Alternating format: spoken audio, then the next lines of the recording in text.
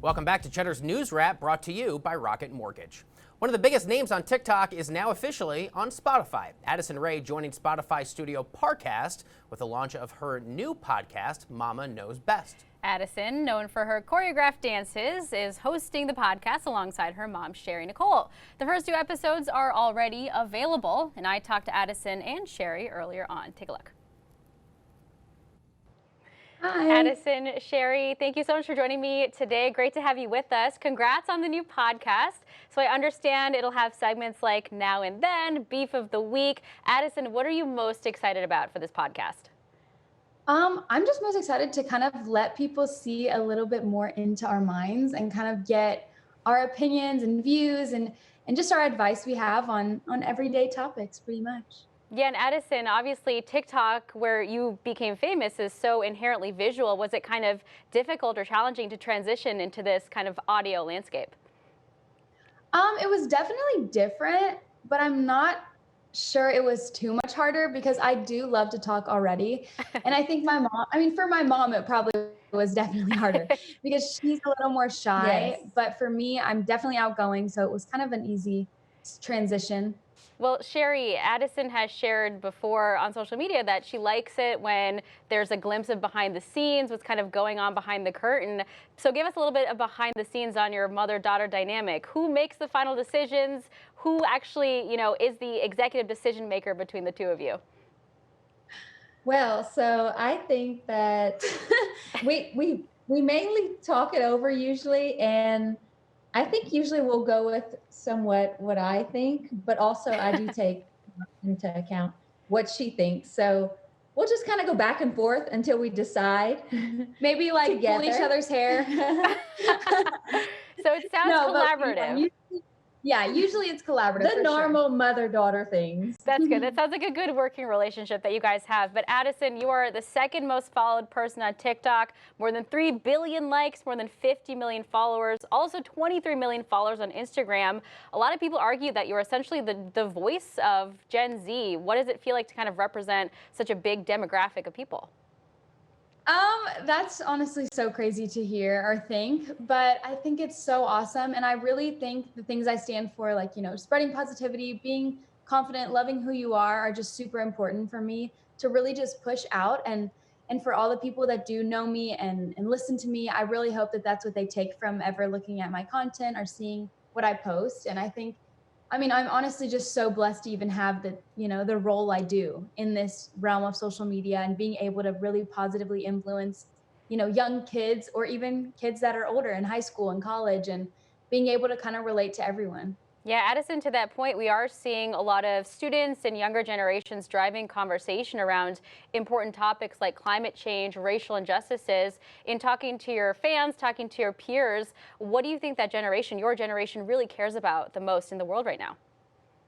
I honestly think it's progressively getting so much more involved. And I think everyone, even young people, are just so much more educated now than even a year ago or 2 years ago or, even months ago. I think people are just gradually figuring out that it's so important to really hone in and educate yourself on things that are going on because it really does affect everyone. And I think, even if it doesn't affect you, I think it's super important to really understand that there are people struggling and it's really important to have their backs throughout everything.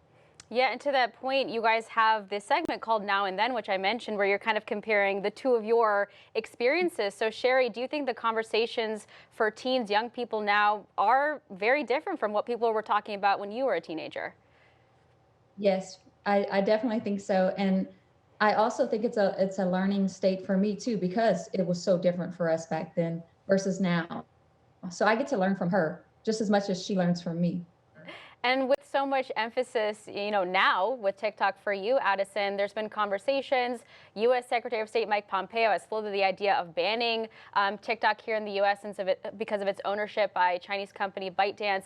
Is this something that you are concerned about? And do you have another platform of choice if TikTok were to be banned in this country?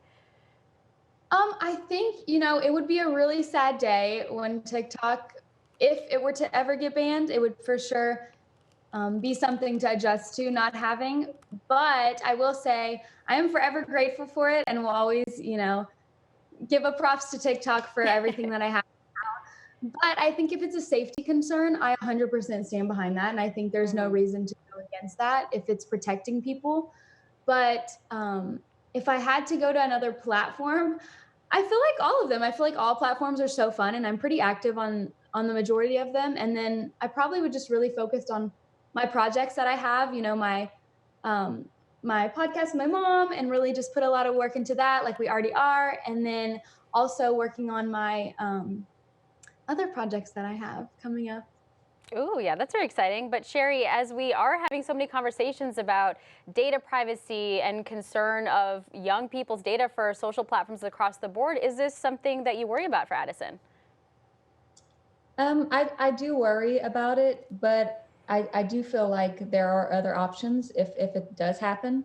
And I think she's on a lot of different platforms that we can continuously grow on and still be able to share content on. And Addison, you've obviously, as we mentioned, had so much success on TikTok, but you've also been able to collaborate with some really amazing celebrities, A-list celebs, Karlie Kloss, Kourtney Kardashian, Jason Derulo.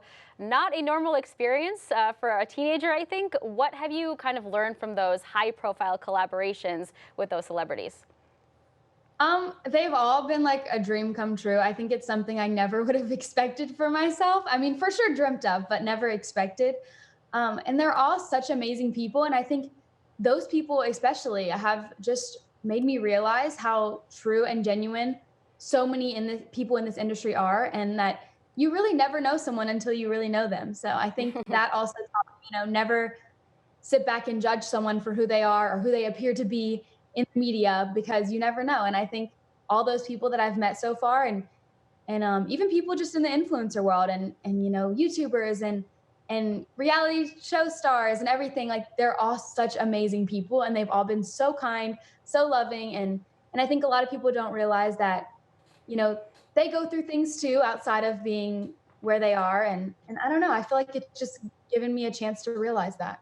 Yeah, and within the influencer sphere, we've seen some calls to have more inclusivity, diversity on these platforms. A lot of the top creators on TikTok are generally white, sometimes higher income. You have publicly supported the Black Lives Matter movement. How are you kind of working to promote racial and inclusion and diversity on the platform overall? I think there's so many amazing creators that don't get recognition for the most part. And I think it's just so important to really show those people love and support. And I have so many amazing friends on the app that aren't the top creators, and they're just as amazing. They make amazing dances that I obviously always do the trends for. And I don't know, I just really want people to know that everyone should support each other and come together and realize that if there's something going wrong in the world, that we're the only people that can fix that.